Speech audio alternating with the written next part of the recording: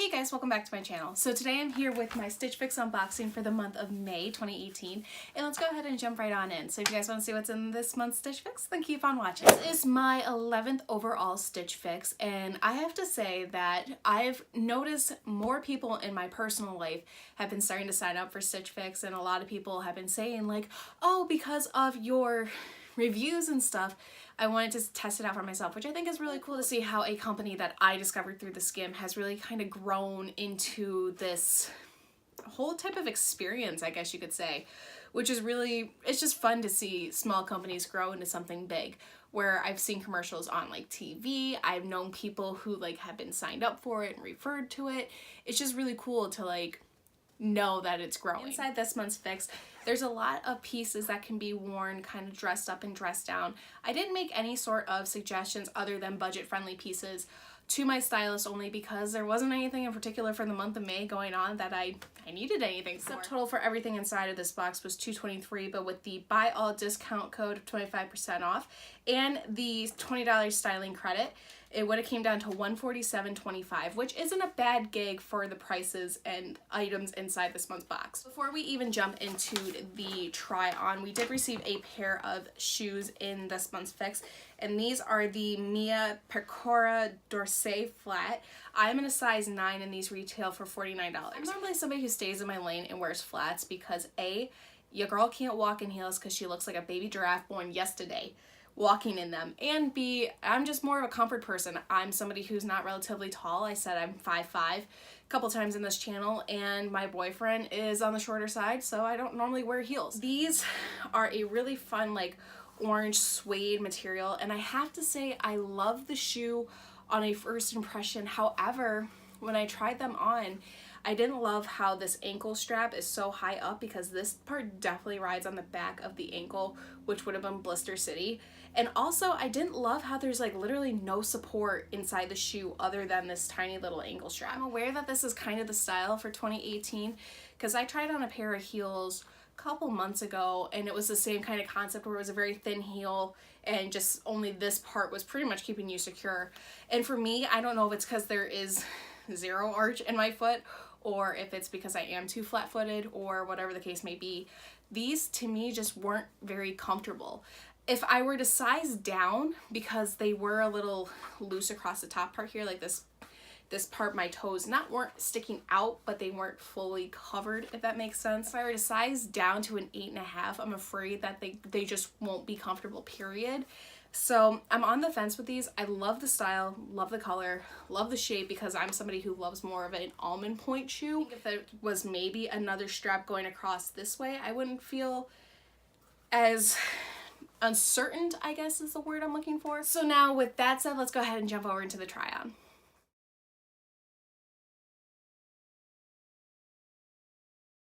Is the Status Murkily mock neck blouse. I'm in a size extra large and this retails for $44. I love how universal this top is because I can definitely see myself wearing this to work with a pair of black slacks or like a black pencil skirt tucked in, or even with like a pair of like dark gray slacks. But I also love how it's springy and summery enough that you could pair this with a pair of black shorts, black jeans, white jeans, or even just like a pair of regular denim wash jeans. Normally wouldn't pick a color like this for myself because I tend to stay away from reds and oranges just because I don't think they look good with my skin tone.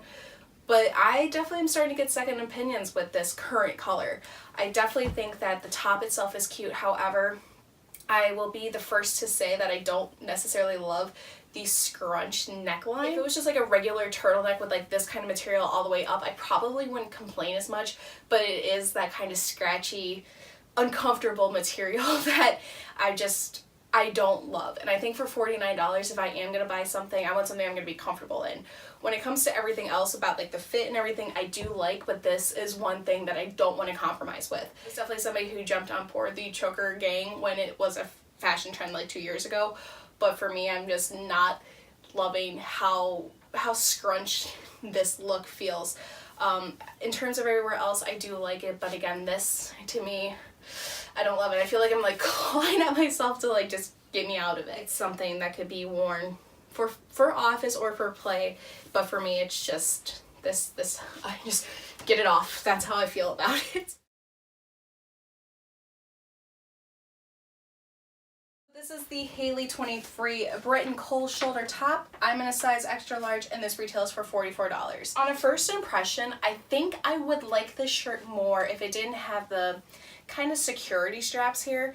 Because for me, I just feel like now with these, it's kind of making the shirt fall in an awkward position. I haven't been the biggest fan of off the shoulder tops only because my shoulders are so, they're like broad, but they're narrow in the same sense. Like I don't really have a lot of like definition in my shoulders. So for me, my shoulders don't hold up tops very well, or they're too wide or too narrow. I don't really know what the hell goes on, but like shirts like this don't normally work for me. However, like with these like security straps, I would like to think that this works well, but I think with the shirt on, it kind of falls into the right place, but for me, it just feels a little uncomfortable because maybe if these straps were a little bit longer, it would fall a little bit nicer on my body. But I mean, it's not to say that I hate it. I feel with the print and everything too, it is a little bit more of a casual look where I probably wouldn't wear this to the office, but also in the same sense, I probably wouldn't wear this out either. It's not to say it's not my style, so to speak, but it's just, I'm not jumping for joy with this. I think like seeing it on, feeling it on, I do love the sleeves because it is that kind of billowy, fun peasant top, but it's not the commitment of like giant bell sleeves where you're like flapping away in the wind. I think it is cute, and I think for $44, it's not an awful pick. I could definitely see myself wearing this with a pair of jeans with like ankle booties, or even maybe dressing it up with a pair of like olive green pants or something. I'm still on the fence about this. I don't hate the price point, especially with the $20 off styling fee, but I don't know if I'm fully in love with it either. I'll have to look to see what Caitlin suggests like pairing it with to see if like it would be worthwhile for me keeping, but right now I'm just really on the fence about it.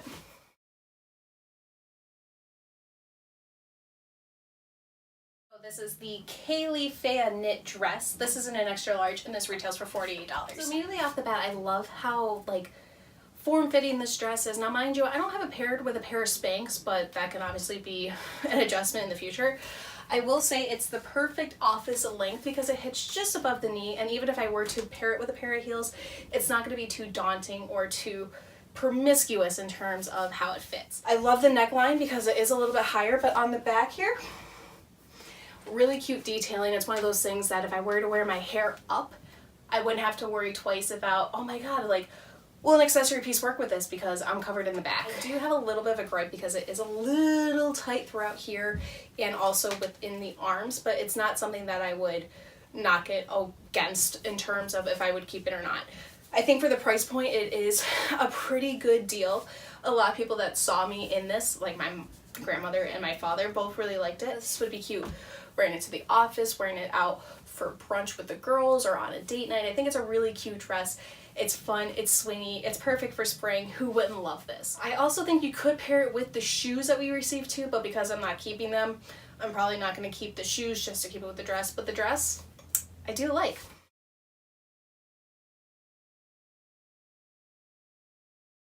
The Renee Lydia Ruched knit skirt. This is in an extra large and this retails for $38. When I first pulled this out of the box, I first thought A, this is a tube top and what the hell is this, $19.99?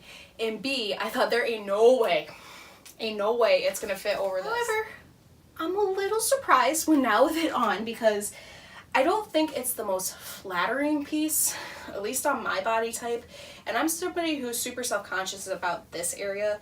And again, I don't have Spanx on with this, and I don't really have it paired with maybe the right top. My legs are like really tight together, and I feel that this would be like Swamp City if I were to wear this like during a hot day.